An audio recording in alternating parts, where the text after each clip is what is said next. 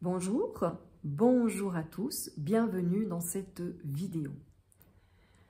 Pourquoi certaines rébellions ont été porteuses pour l'humanité, ont amené du meilleur, plus de liberté, plus de bon, et pourquoi, à contrario, d'autres rébellions n'apportent aucune amélioration et souvent aucun projet porteur parce que le projet s'essouffle de lui-même et s'éteint rapidement. Dans cette vidéo, je vais te partager une réflexion à ce sujet et t'expliquer pourquoi il y en a qui fonctionnent, pourquoi d'autres ne fonctionnent pas.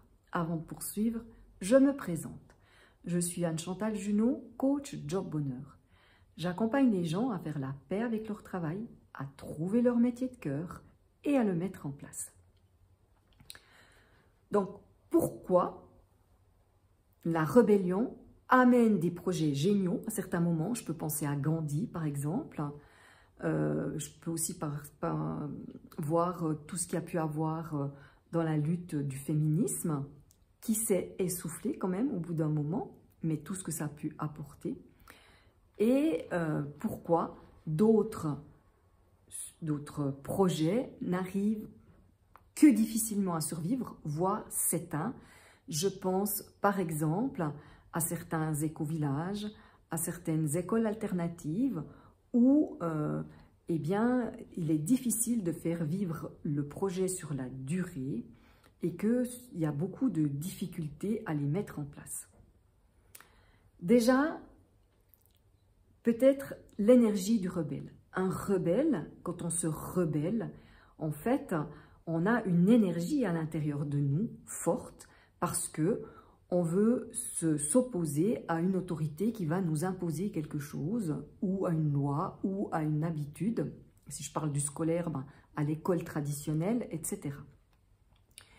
Cette énergie, où ça ne fait pas sens, où c'est plus aligné avec nos valeurs, c'est une énergie qui a de la force, qui a de la puissance, qui nous permet de passer à l'action, et elle est importante.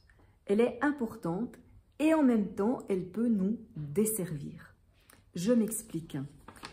Quand j'ai un projet qui est construit contre quelque chose, je veux créer par exemple une école alternative contre l'école traditionnelle et que je vois tout ce qui ne va pas dans l'école traditionnelle, que je suis en colère, que je suis révoltée et que je construis ma nouvelle école, mon projet à partir de cette énergie-là, eh bien, ce qu'il se passe souvent, c'est que le projet va difficilement survivre, et j'utilise bien survivre, et risque après quelque temps de s'étioler. Il va demander beaucoup d'efforts pour la mise en place parce que quand on va contre quelque chose, eh bien, on est dans une énergie basse et on est parasité par ce contre qui fait qu'on n'a pas tout qui est suffisamment ouvert pour accueillir peut-être des opportunités qui pourraient arriver, pour accueillir des nouvelles idées, pour faire un mix peut-être en cet ancien et ce nouveau, et ça va freiner l'élaboration du projet. Donc pour moi, il est essentiel quand on se rebelle, parce que, eh bien, il y a souvent des bonnes raisons, des bonnes intentions de se rebeller, parce que c'est plus aligné, ça n'a pas de sens, ou c'est plus aligné sur nos valeurs. Il est important et essentiel pour moi, pour la réussite du projet futur, de faire la paix avec l'ancien. Alors attention, faire la paix ne veut pas dire qu'on doit être d'accord avec ce qui s'est passé. Mais par contre, c'est reconnaître en toute humilité que peut-être dans les mêmes circonstances,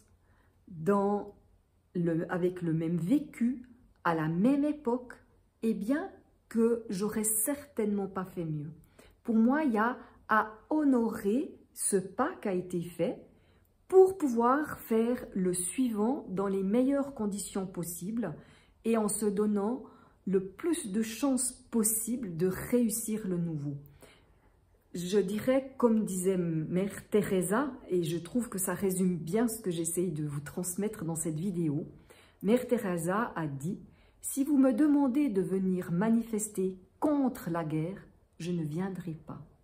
Si vous me demandez de manifester pour la paix, je viendrai. » Et là, il y a toute la nuance et tout ce qui fait la différence avec une rébellion qui va amener un projet à son terme, à son épanouissement, et une rébellion qui est contre et qui va faire que le projet aura beaucoup de peine à grandir, aura beaucoup de peine à survivre, et ça donne des projets, je pense par exemple à des éco-villages, où il y a beaucoup de difficultés et où petit à petit, ça se meurt, où ça survit, mais ça ne vit pas.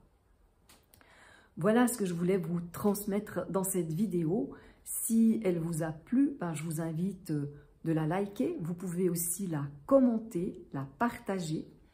Et si vous voulez en savoir plus sur ce qui se passe dans les transitions, dans les changements et dans ce qu'on peut mettre en place pour être plus heureux au travail, vous pouvez vous abonner à ma chaîne YouTube Anne-Chantal Junot et vous y trouverez énormément de contenu. Je vous souhaite une excellente journée, à tout bientôt, bye bye.